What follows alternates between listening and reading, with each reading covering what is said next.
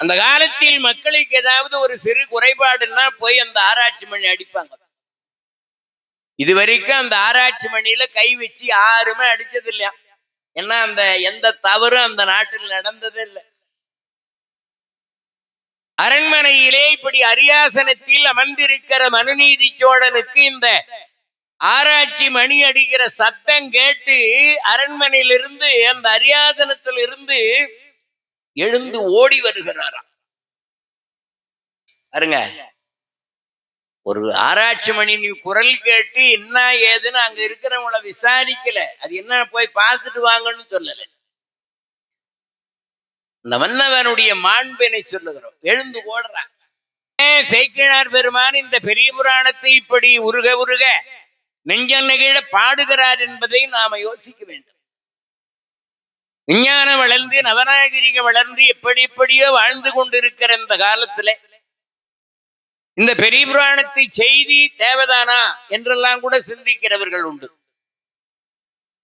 ஒரு மன்னவன் என்பவன் எப்படி இருக்க வேண்டும்,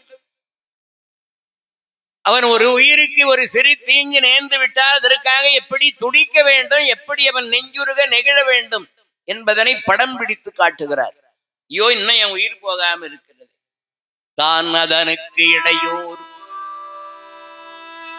மண்ணுயிர் காக்கின்ற காலத்திலே இடையூறு தன்னால், தன் பரிசனத்தால், தன்னாலும் தன்னை சார்ந்தவர்களாலும் பகைவர்களாலும் கள்வர்களாலும் கொடிய உயிரினங்களாலும் தீங்கு நேராத வண்ணம் ஒரு அரசன் ஆட்சி செய்ய வேண்டும் என்று அந்த அரசியல் மாண்பினை போதிக்கிறார் சேக்கிழார் பெருமான்.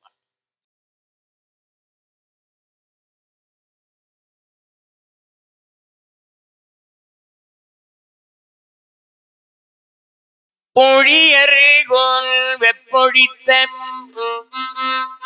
புகலியர்கோல் கடல் போற்றி ஆழிமிசை கல்மிதப்பில் அணைந்த பிரானடி போற்றி வாழி திருநாவலூர்வல் தொண்டர் பதம் போற்றி ஊழிமலி திருவாத ஊரர் திருத்தாள் போற்றி.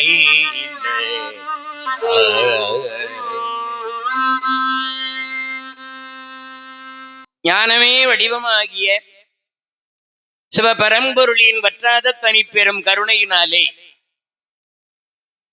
திருத்தொண்டர் புராணம் என்கின்ற பெரிய புராண சிறப்பு பற்றி பேசுவதற்கு மேற்கொள்ளுகின்றோம். உலகில் பெரியவர் யார் என்ற ஒரு கேள்வி எழுந்தது. இந்த கேள்விக்கு சரியான விடை பகர்ந்தவர் திருவள்ளுவர். செயற்கரிய செய்வர் பெரியார், சிறியர் செயற்குரிய செய்கலாதார். யாரு அரிய செயல்களை செய்கிறார்களோ அவர்களே பெரியவர்கள் என்று தீர்ப்பு வழங்கினார் திருவள்ளுவர். அதன்படி உலகத்தில் அரிய செயல்களை செய்த அடியார்களுடைய பெருமை. அதனாலதான் திருத்தொண்டர் புராணம் என்ற அந்த புராணத்திற்கு பெரிய புராணம் என்று பெயர் வழங்கலாயிற்று.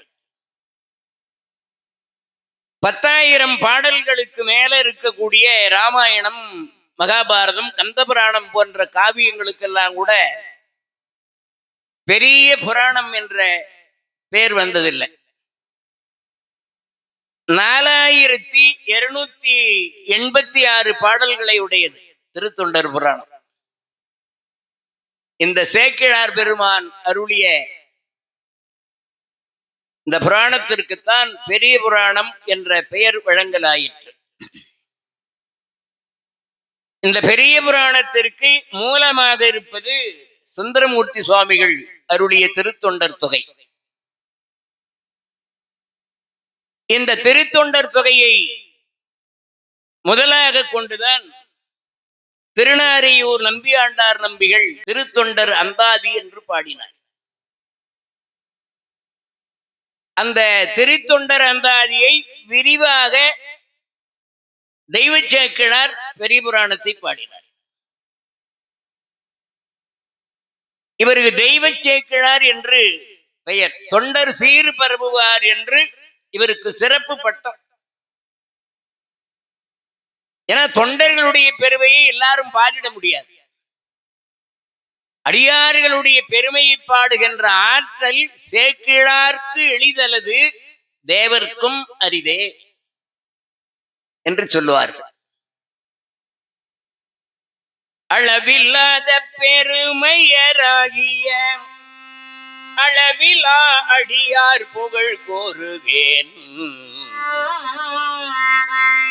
சேக்கிழார் பெருமான் அவையடக்கத்துடன் சொல்றார். சுந்தரமூர்த்தி சுவாமிகள் திருத்தொண்டர் தொகை என்ற இதனை திருவாரூர்ல பாடினார்.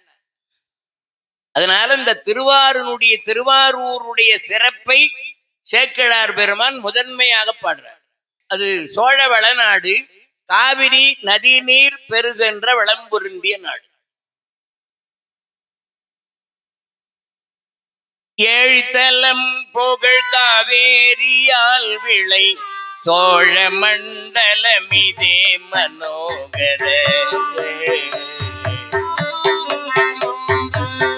ஏழ்தலம் புகழ் காவேரியால் விளை சோழ மண்டலமிதே மனோகர. ராஜகம்பீர நாடாளு நாயக வயலூரா.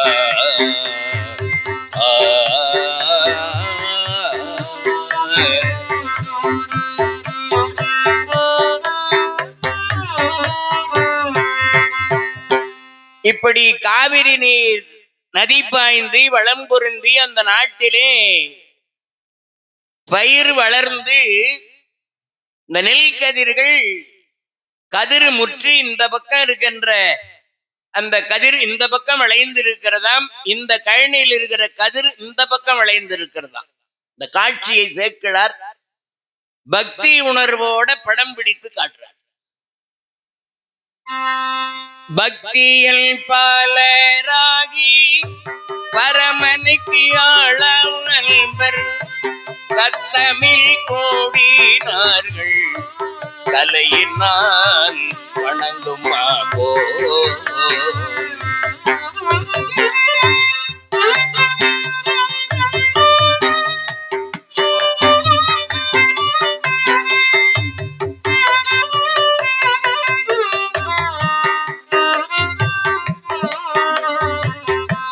மொத்தனில் பக்தியில் பால் முதிர்தலை வணங்கி மற்றை வித்தகரை தன்மை போல விளைந்தன சாலியெல்லாம்.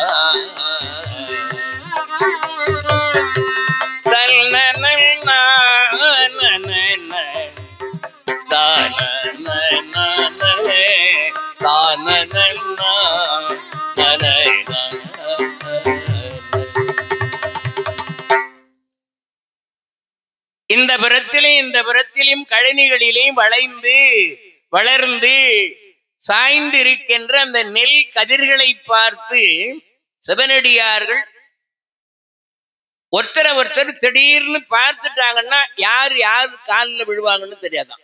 அப்படி வணங்குவார்களாம் அடியார்கள். திருஞான சம்பந்தரும் நாவுக்கரசரும் ஒருத்தர் சந்தித்தா எப்படி வணங்குவாங்க. அது போல இருக்கிறதாம் அந்த நெற்பயிர்கள் வளர்ந்து விளைந்து தலை சாய்ந்து இருக்கின்ற காட்சி. நமது தெய்வ புலவராக தெய்வ சேக்கிழாராக விளங்குகின்ற பெருமானை தவிர யாரால இப்படி பாட முடியும்? அப்படிப்பட்ட சோழவள நாடு சொன்ன நாட்டிடை தொன்மை எண்ணிக்கது மண்ணை மாமலராள் வழிபட்டது பன்னியாரி மதி போதி செஞ்சடை பன்னியாரி மதி போதி செஞ்சடை பெண்ணியார் திருவாரூர் திருநகர்.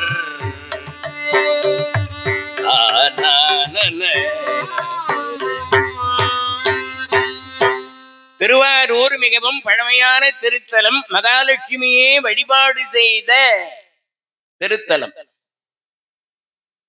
அந்த தலத்தில் வாழுகிறவர்கள் எல்லாம் பக்தி உணர்வு மிக்கவர்களாக இருக்கிறார்களாம். வேத ஓசையும் வீணையின் ஓசையும் சோதிவானவன் தோத்திர ஓசையும்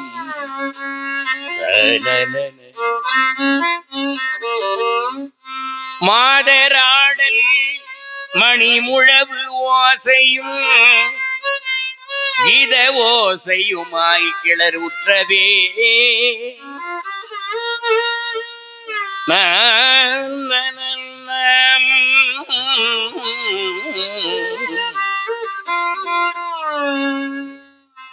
இங்கு பார்த்தாலும் வேதங்கள் ஒலித்துக் கொண்டிருக்கிறதா.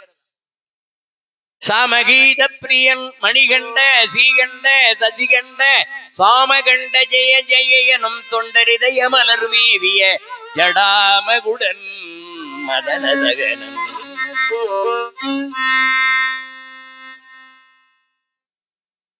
உள்ள இந்த ஓசையெல்லாம் கேட்டு உருகாதவங்க யாரும் இருக்க முடியாதான். உயர்திணை அக்னிணை எல்லாம் உருகுகிறதா. கிள்ளை பாடுவேன் கேட்பன பூவைகள். திருவாரூர்ல இருக்கிற கிளிகள் எல்லாம் சிவாய நம சிவாய நமன்னு சொல்லுதான். என்ன அங்கங்கேயும் வேத ஆகம மந்திரங்களை ஓதிக்கொண்டிருக்கிறதுனால கேட்டு கேட்டு கிளிகள் பஞ்சாட்சரம் சொல்லுதான். வயலூருக்கு போறார் அருணகிரிநாதர். அருணகிரிநாதர் வயலூருக்கு போனா அங்க கூண்டில் இருக்கிற கிளிகள்லாம் முருகா முருகான்னு சொல்லுதான். பஞ்சரல் கொஞ்சு கிளி வந்தைந்து தர பண்டிதன் தம்பியனும் வயலூர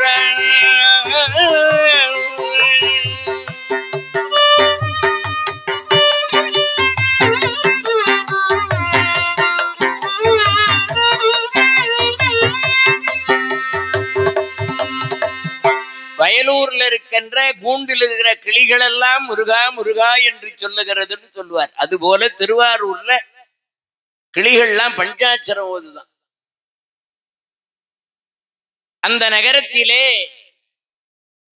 அன்ன தொன்னகரி கரசாயினான் தொன்ன செங்கதிரோன் வழி தோன்றினான்.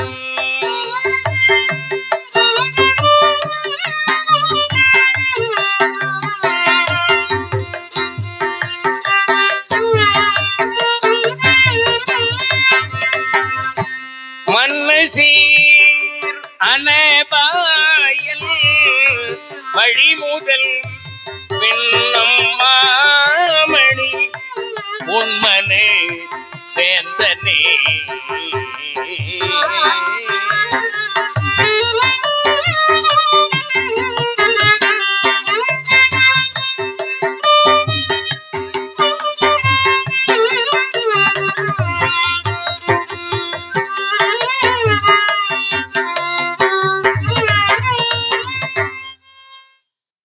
சேக்கிழார் பெருமானை பெரிய புராணத்தை பாட வைத்தவன் அனபாயச் சோழன்.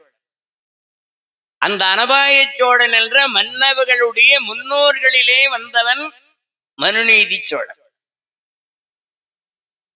அந்த மனுநீதி சோழனுடைய மாண்பினை பேசுகிறார். என்ன திருத்தொண்டர் தொகை பாடியது திருவாரூர்ல. திருவாரூரனுடைய சிறப்பை சொல்லுகிற போது பெரிய புராணத்திற்கும் மனுநீதி சோழனுடைய வரலாறுக்கும் தொடர்பு கிடையாது. ஆனால் எடுத்த எடுப்பில் மனுநீதி சோழனுடைய மாண்பினை பேசுகிறார்.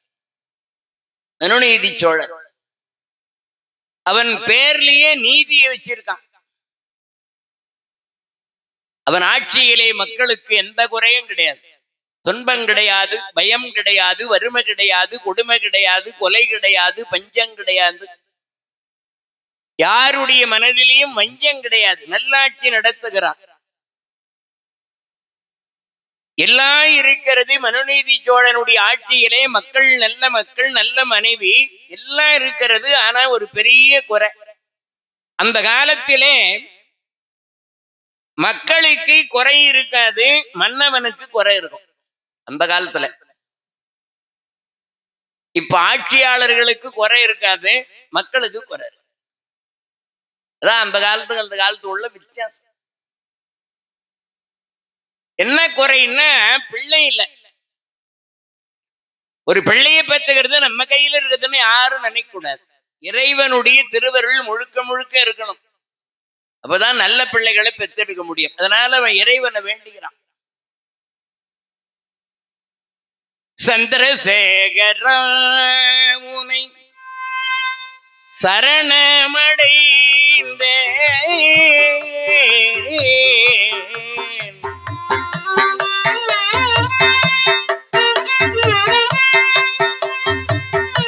சந்திரசேகர முனை சரணமடைந்தேன்.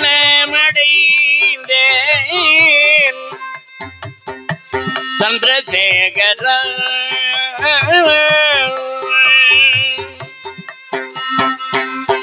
தாய் தந்தையரை விட்டு தனையரை பீரித்தேனோ தள்ளிடல் தருகின்ற மரங்களை அழித்தேனோ.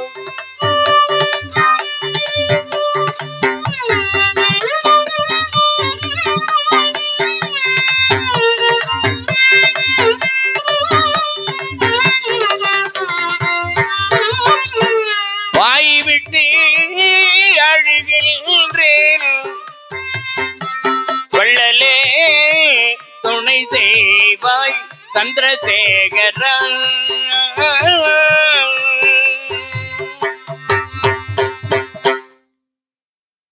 தினம் தினம் ஆலயத்திலே சென்று இறை வழிபாடு செய்து வருகிறான். அறம் பொருள் இன்பங்களை நல்ல முறையிலே நடத்திய மனுநீதி சோழனுக்கு அவனது தேவி வயிற்றிலே சிங்கக்குட்டி போன்ற ஒரு பிள்ளை பிறந்தான். அறம் பொருள் என்பமான நெறி வழாமல் புள்ளி மரங்களில் அரசர் போற்ற வையகம் புறக்கும் நாளில் சிறந்த நல் தவத்தில் மிக்க தேவியன் மணி வயிற்றில் பிறந்த நல் உலகம் போற்ற பேரறி குருளை அன்னார்.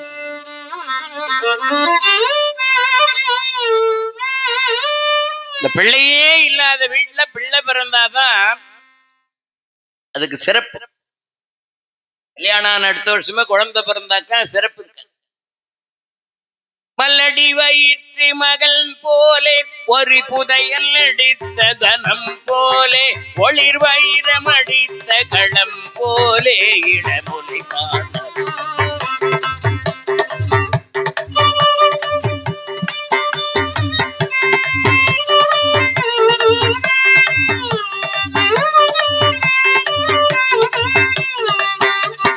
வலிய அணைத்த துகம் போலி கதிரொளி விடுரத்ன வடம் போலே தான்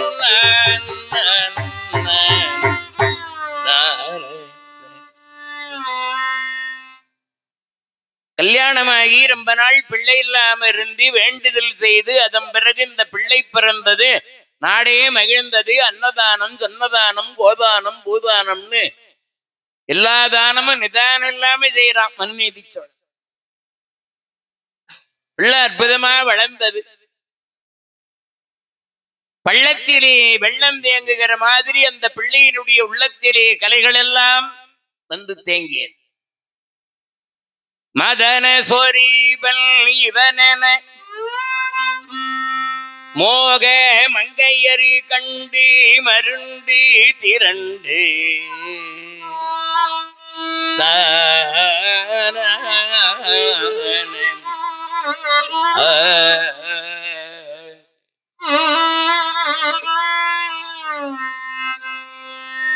ஒரு நாள் மனுநீதி சோழன் தன்னுடைய மகனை வீதி விடங்கன்னு அவனுக்கு பேர், சுவாமியினுடைய பேர் அப்படியே வச்சான், வீதி விடங்கன். பிள்ளையை தழுவிக் கொள்ளுகிறார். இளங்குமரன் கையில் இந்த வேல் இருந்தா முருகன் சொல்லலாம், வில்லு இருந்தா ராமன் சொல்லலாம், கரும்பு கொடுத்தா மன்மதன் சொல்லலாம். அத்தனை அழகா விளங்குகிற பிள்ளையை தழுவினான். நல்ல மகனை தழுவுகின்றான் ராஜா. நல்ல மகனை தான் தழுவ முடியும். சில பிள்ளைங்களை தழுவனா அவன் பாக்கெட்ல எதுனா வச்சிருப்பான், இடிக்கும். இந்த மகனை உச்சி மோகன்தான் பிள்ளைக்கு ஒரு நல்ல நாளிலே தன்னுடைய இந்த அரசியல் பொறுப்பை பிள்ளைகிட்ட ஒப்படைக்க வேண்டும் என்று எண்ணினார். ஒரு நாள் வீதி விடங்கள் அப்பாவை போலவே பக்தி உணர்வுடையவன். தினம் தினம் சிவாலயத்துக்கு போய் சிவபெருமான வழிபடுவான். அன்றைக்கு ஆலயத்திற்கு வழிபாடு செய்வதற்கு தன் பரிவாரங்களோட புறப்பட்டான். ஒரு பெரிய ஆரவாரத்தோடு எல்லாம் மேள முழக்கி கொண்டு, மங்கள வாத்தியங்களை முழக்கி கொண்டு ஆலயத்திற்கு வேண்டிய பூஜைக்கு வேண்டிய பொருள்கள் எல்லாம் எடுத்துக்கொண்டு தன தனந்தன தன தன தன தன திமி திமின் திமி திமி திமி திமி திமி தகு தகும் தகு தகு தகு தகு தகு தகு தடு டுடி டுடி டுடி டுடி டுடி டுடி தரி தரி திரி திரி ரி ரி ரி ரி ரி தமத்த மத்தள தமரு கவிரு துரி கடல் போல.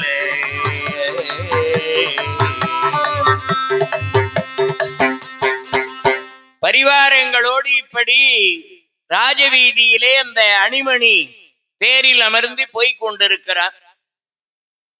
அந்த நேரத்தில் அறக்கடவுள் தர்மதேவதையே சோதிக்கிறதுக்கு வந்தான்.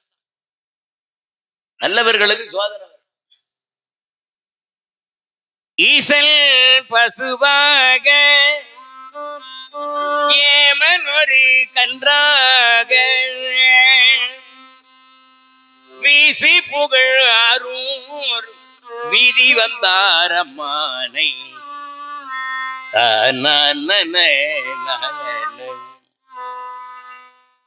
வீசி புகழாரூர் வீதி வந்தார் அம்மானை.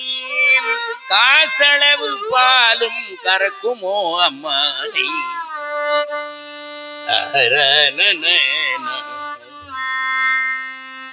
அது கன்றை உதை காலி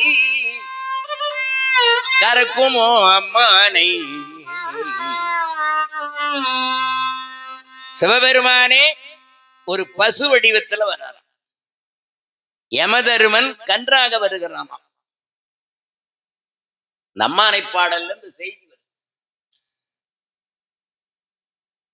இந்த கன்று குட்டி யாரு கண்ணுக்கும் புலப்படல. மாம்பெரு கூட்டம் வந்துகிட்டு இருக்கிறது. இத்தனை பேரையும் மீறி டிங்கு டிங்குன்னு எகிரிட்டு வந்து இந்த தேர் சக்கரத்துல அகப்பட்டு குடல் சரிந்து மாண்டு.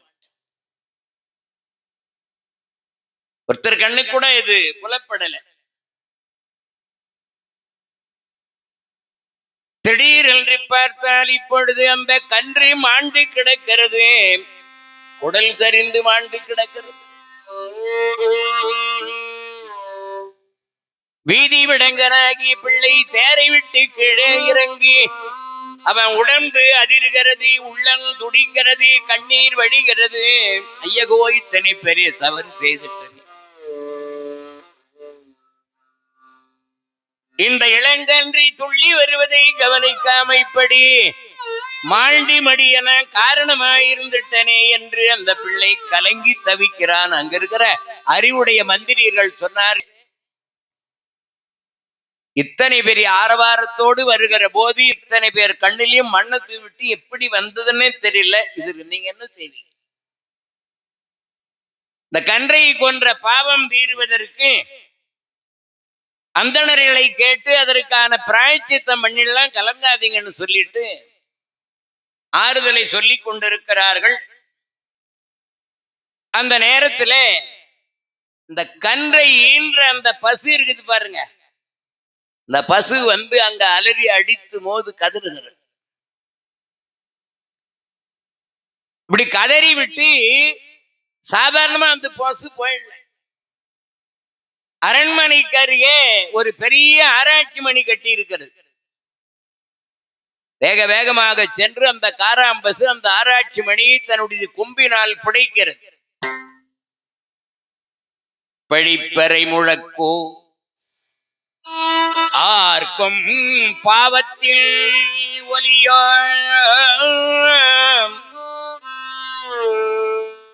பழிப்பறை முழக்கோ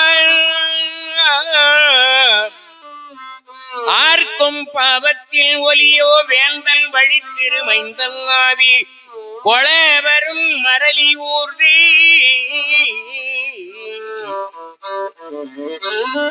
கழுத்து அணிமணியில் நாற்போ என்ன தன் கடை முள் கேளா தெளித்தெழும் ஓசை மன்னன் செவி புலம் புக்க போது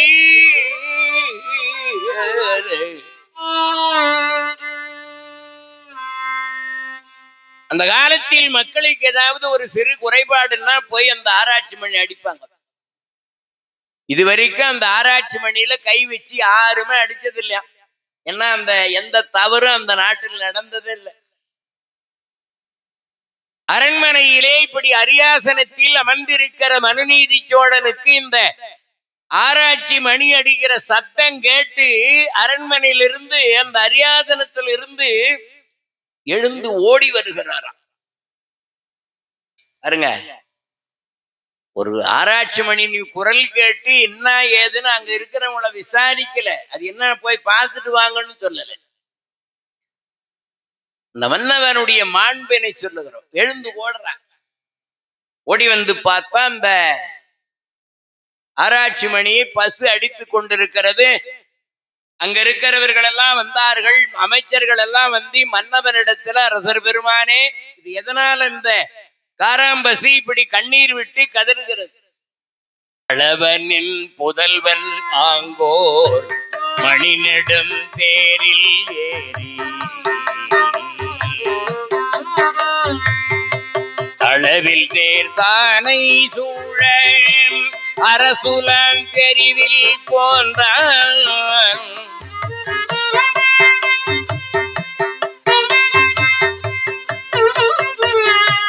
இளையால் கன்று தேர்கால் இடை புகுந்திருந்தது என்ன களர்முறை தாய் வந்து இழைத்தது தன்மை என்றார்.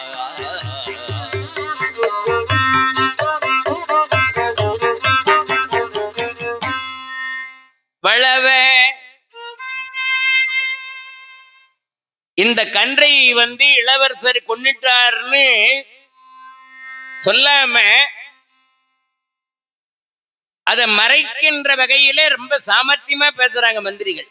வளவ வளவன்னா சோழர்களை குறிக்கும். அவன் நாட்டிலே பசுவளம் அதிகம், லட்சக்கணக்கான பசுமாடுகள், அதுல ஒரு சின்ன கன்று குட்டி இறந்து போச்சு. அதுக்காக சொல்றான் வளவ நின் புதல்வன். ஒரு கன்று இறந்துட்டதே, இது காரணம் வேற யாரும் இல்ல, நின் புதல்வன், வேற யாரும் இல்லை. அளவில் தேர் தானை சூழ, அளவில்லாத தேர் சானைகளோடு பெரிய ஆரவாரத்தோடு ராஜவீதியில போய்கொண்டிருக்கிற போது அந்த இளங்கன்று வந்து இடை புகுந்து இறந்தது என்ன? தேர் சக்கரத்துல முன்னால வந்து அது நிக்கல, இடையில வந்து புகுந்துட்டு. அதனால குற்றம் இளவரசர் மேல இல்லைன்ற மாதிரி பேசுறாங்க. இந்த வார்த்தை வெந்த புண்ணிலே வேல் நுழைந்த மாதிரி துடிக்கிறான் மன்னவன். இவ்வளவு பெரிய தவறு நடந்திருக்கிறது. அவன் என் மகனா இருந்தாக்கா அதற்காக இதை நீங்கள் ஒரு தவறில்லை என்கிற மாதிரி பேசுகிறீர்களே. என்னுடைய அரசாட்சியிலே இப்படி ஒரு பயங்கரம் நடந்து விட்டதே, இப்படி ஒரு கொடுமை நடந்து விட்டதே என்று சொல்லி ராஜா அதிர்ச்சி அடைந்தார். இதை கேட்டு இன்னும் என்னுடைய உயிர் பிரியாம இருக்கிறதேன்னு வேதனைப்படுகிறார். ஏன் சேக்கிழார் பெருமான் இந்த பெரிய புராணத்தை இப்படி உருக உருக நெஞ்சம் நெகிழ பாடுகிறார் என்பதை நாம யோசிக்க வேண்டும். விஞ்ஞானம் வளர்ந்து நவநாகரிகம் வளர்ந்து எப்படி எப்படியோ வாழ்ந்து கொண்டிருக்கிற இந்த காலத்துல இந்த பெரிய புராணத்தை செய்தி தேவதானா என்றெல்லாம் கூட சிந்திக்கிறவர்கள் உண்டு. ஒரு மன்னவன் என்பவன் எப்படி இருக்க வேண்டும், அவன் ஒரு உயிருக்கு ஒரு சிறு தீங்கு நேர்ந்து விட்டால் அதற்காக எப்படி துடிக்க வேண்டும், எப்படி அவன் நெஞ்சுருக நெகிழ வேண்டும் என்பதனை படம் பிடித்து காட்டுகிறார். ஐயோ, இன்னும் என் உயிர் போகாம இருக்கிறது. சிவபெருமானுடைய வாகனம் ரிஷபமாச்சே. அந்த ரிஷபத்தை இனத்தை சேர்ந்தது அல்லவா இந்த காராம்பசு, அந்த இனத்தை சேர்ந்ததுதானே இந்த கன்றுக்குட்டி. அது மட்டும் இல்ல, சிவபெருமானு அபிஷேகத்திற்குரிய 5 பொருள் பால், தயிர், நெய், கோசலம், கோமயம். இதுக்கு பஞ்சகவியம்னு பேர். இது 5 எங்கிருந்து கிடைக்குது? பசுவினிடத்துல தான் கிடைக்குது. ஆவினை கருங்கலம் அரல் அஞ்சாடுதல், கோவினை கருங்கலம் கோட்டமில்லது,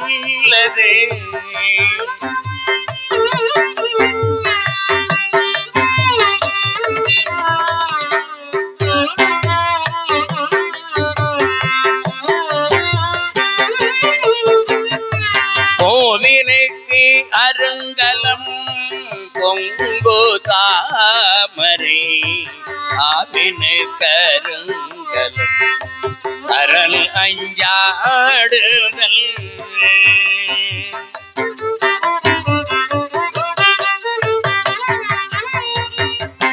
கோவினுக்கு அருங்கலம்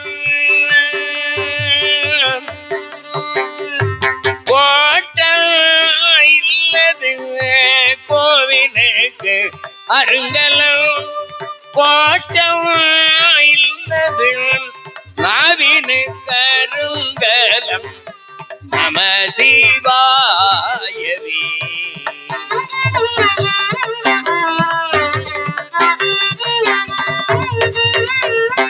நம சிவாயவே, நம சிவாயவே, நம சிவாயவே.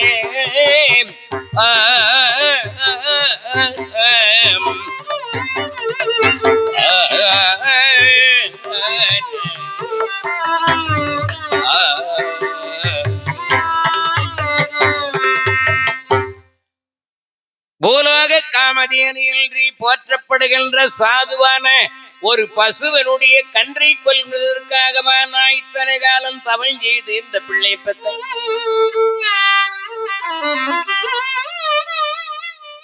இந்த பசு கண்ணீர் விட்டு இப்படி கதறுகின்றதே என்று சொல்லி மன்னவன் கலங்குகிற போது அங்க இருந்தவர்கள் எல்லாம், அரசே, தெரியாம நடந்து விட்டது, இதற்காக நீங்க வேதனைப்படாது, உங்க ஆறுதல் எனக்கு தேவையில்லை. மாநிலம் காவலாவான் மண்ணுயிர் காக்குங்காலை, தான் அதனுக்கு இடையூறு தன்னால் தன் பரிசனத்தால் ஊனமிகி பகை திறத்தால் கள்வரால் உயிர்கள் தம்மால் ஆன பயமைந்தும் தீர்த்து அரங்காப்பான் அல்லனோ. ஒரு ஆட்சியாளராக அரசாட்சி செய்கிறவர்கள் எப்படி ஆட்சி பண்ணணும் என்று சேக்கிழார் பெருமான் இந்த பாட்டுல சொல்றார். தான் அதனுக்கு இடையூறு, மண்ணுயிர் காக்கின்ற காலத்திலே இடையூறு தன்னால் தன் பரிசனத்தால், தன்னாலும் தன்னை சார்ந்தவர்களாலும் பகைவர்களாலும் கள்வர்களாலும் கொடிய உயிரினங்களாலும் தீங்கு நேராத வண்ணம் ஒரு அரசன் ஆட்சி செய்ய வேண்டும் என்று அந்த அரசியல் மாண்பினை போதிக்கிறாருங்க சேக்கிழார் பெருமான். ஒரு பசு என்பது எத்தனை உயர்ந்த நிலை. ஒரு பசு தன் கன்றின் மீது வைத்திருக்கின்ற அந்த பாசத்துக்கு அளவே கிடையாது. அதனால நாம இறைவனிடத்தில் பக்தி பண்ணுவதற்கு கூட அந்த தாய் பசு எப்படி கன்றின் மீது பாசம் வைத்திருக்கிறதோ அந்த அன்பை இறைவனிடத்துல நாம் செலுத்தணுமா. மணிவாசக பெருமான் சொல்றார், உற்றாரை யான் வேண்டேன் ஊர் வேண்டேன் பேர் வேண்டேன். உற்றாரை யான் வேண்டேன் ஊர் வேண்டேன் பேர் வேண்டேன். கற்றாரை யான் வேண்டேன் கற்பனவும் இனியமையும்.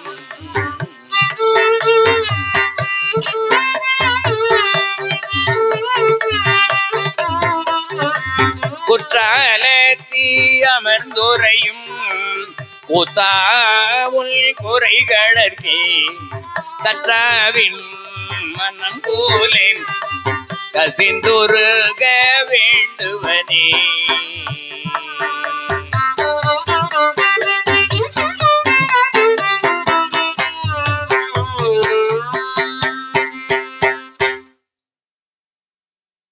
ஒரு தாய் பசி தன் கன்றின் மீது எத்தனை பிரியம் வைத்திருக்கிறது, அது போல இறைவன் மீது பிரியம் வைத்து நாம் அந்த இறைவனை நினைந்து நினைந்து ஒரு கணம் அருளாளர்கள் பாடுவாங்க.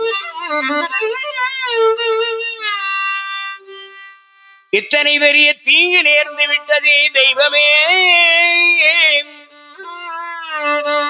கதறுகிறான் மனுநீதி சோழன். மந்திரிகள்லாம் வந்தாங்க, அரசே இது போல ஏதாவிலும் தவறு நடந்து விட்டால் கன்றையோ பசுவையோ கொன்று விட்டால் 12 ஆண்டு அதுக்கு பிராயச்சித்தம் நாங்க கேட்டு வந்தோம். 12 ஆண்டு பசு தொழுவத்திலே அங்கேயே தங்கி அந்த பசு தொழுவத்திலேயே படுத்து அந்த பசு நிழல்ல இருந்தா நிழல்ல இருக்கணும், வெயில்ல இருந்தா வெயில்ல இருக்கணும். அந்த பசுவுக்கு தொண்டு செய்து பசுவை வளர்த்து அப்படிலாம் 12 வருஷம் தொண்டு செய்தாலே அந்த பசுவை கொன்ற பாவம் தேருன்னு பிராயச்சித்தம் இருக்கிறது. அப்படி செஞ்சிடலாம். நீங்க சொல்லுகிற பிராயச்சித்தம் சரிதான். அப்படி செய்தால் என் மகனுடைய பாவம் தீரும். ஆனா இதோ இந்த காராம்பசு கொம்பால மணியை அசைக்கிறதே. மனுநீதி சோழன் என்ற பெயர் வைத்திருக்கின்ற இவன் எனக்கு இந்த கன்றை இழந்து நிற்கிற எனக்கு ஏதாவது ஆறுதல் சொல்லுவான், தீர்ப்பு வழங்குவான் என்ற நம்பிக்கையில் தான் செய்து இந்த பசுவனுடைய குறை தேர்ந்துடுமா. இது மன்னவனுடைய கேள்வி. அமைச்சர்கள் சொன்னார்கள், 5 அறிவு உடைய பசு 6 அறிவு உடையவர்களை கொன்றாதான் தண்டனை. இதுக்கு தண்டனை எல்லாம் இல்லைன்னாங்க. நீங்க சொல்லுவது சாதாரண நீதி, நான் விசேஷ நீதியை கடைபிடிக்கிறவன். ஆமா, அதனால என் மகனை அழைத்து வாருங்கள். அழைத்தாங்க. வீதி விடங்கன் தந்தையை வணங்கி நின்றான். ஆலயத்திற்கு வழிபாடு செய்ய செல்லுகிற போது தேர் ஏறிதான் போகணுமா, நடந்து போகக்கூடாதா? பிழை செய்து விட்டேன். ஒரு கன்றை கொன்றி குடல் தெரிந்து மாண்டு கிடக்கிறே, இத்தனை தவறு செய்துட்டு வந்திருக்கிறே, என் மகனானி தவறிழைத்து விட்டேன், தந்தையே பொறுத்தருள வேண்டும். வணங்கி நிற்கிறான். அமைச்சர் கலாவல்லபர்னு பேரு. மந்திரி அழைத்து, மந்திரி இதுக்கு ஒரே தீர்ப்பு, அந்த கன்று எப்படி பசுமாடு எப்படி கன்றை இழந்து கதறுகிறதோ அதே மாதிரி என் மகனாகிய இவனை இழந்து நான் கதறணும். எந்த இடத்துல என் மகன் அந்த கன்றை கொன்றானோ அதே இடத்துல இவனை படுக்க வைத்து அவன் மீது அதே தேரை ஏற்றி கன்று இறந்தது போல இவனை கொன்று விடுங்கள். இதுதான் இதற்கு சரியான தீர்ப்பு, தண்டனை.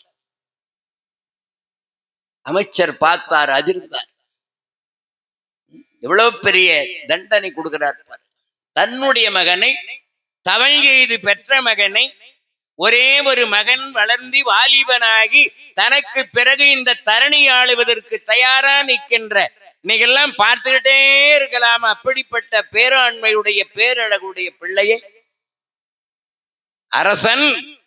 அரசன்னா என்ன? ரசனை இல்லாதவன் அர்த்தம். அங்க கருணைக்கு இடம் கிடையாது. அவர்தான் கைகையை சொன்னாள், இயம்பினன் அரசன் என்றாள். கலாவல்லவர் மறுக்க முடியுமா? அரசனுடைய ஆணையாச்ச. இங்கிருந்து போறார். போயிட்டு எந்த இடத்திலே இந்த கன்று மாண்டு கிடக்கிறதோ அந்த இடத்துல போயிட்டு இந்த செயலை நான் செய்ய மாட்டேன், அப்படி செய்தால் அது மிகப்பெரிய பாவம். அதே நேரத்தில் அரசனுடைய ஆணையை நாம் மீறவும் கூடாது. இறைவா எனக்கு இந்த சோதனை ஏன்னு விழுந்தார் பாரு, பட்டுன்னு அவர் உயிர் போயிடுச்சு. கலாவல்லவர் அப்படிப்பட்ட மாண்புமிகு முதலமைச்சர். ஆமா, மந்திரியாருடைய உயிர் போன செய்தியை கேட்டார் அரசன். ஏற்கனவே வெந்து நொந்து வேதனைப்பட்டிருக்கிற இன்னைக்கு என்னுடைய அருமை அமைச்சருக்கும் இந்த கதியா? இது என்னாலதானே நேர்ந்தது, இப்படி ஒரு பிள்ளையை நான் பெற்றதனாலதானே இதெல்லாம் வந்து நேர்ந்தது என்று சொல்லி இப்பொழுது கண்ணீர் விட்டு கதறுகிறான் மனுநீதி சோழன்.